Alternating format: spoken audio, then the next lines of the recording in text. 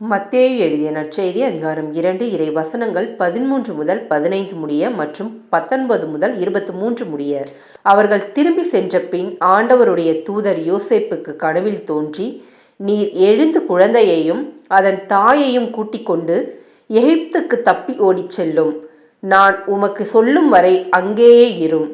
ஏனெனில் குழந்தையை ஏரோது கொல்வதற்காக தேடப்போகிறான் என்றார். யோசேப்பு எழுந்து குழந்தையையும் அதன் தாயையும் கூட்டிக் கொண்டு இரவிலேயே எகிப்துக்கு புறப்பட்டு சென்றார். ஏரோது இறக்கும் வரை அங்கேயே இருந்தார். இவ்வாறு எகிப்திலிருந்து என் மகனை அழைத்து வந்தேன் என்று இறைவாக்கினர் வாயிலாக ஆண்டவர் உரைத்தது நிறைவேறியது.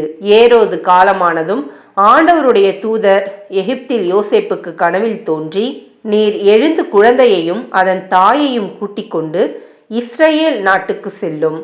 ஏனெனில் குழந்தையின் உயிரை பறிக்க தேடியவர்கள் இறந்து போனார்கள் என்றார். எனவே யோசேப்பு எழுந்து குழந்தையையும் அதன் தாயையும் கூட்டிக் கொண்டு இஸ்ரேல் நாட்டுக்கு வந்து சேர்ந்தார். ஆனால் யூதேயாவில் அர்கெலா தன் தந்தைக்கு பின் அரசாளுவதாக கேள்விப்பட்டு அங்கே போக அவர் அஞ்சினார். கனவில் எச்சரிக்கப்பட்டு கலிலேயா பகுதிகளுக்கு புறப்பட்டு சென்றார்.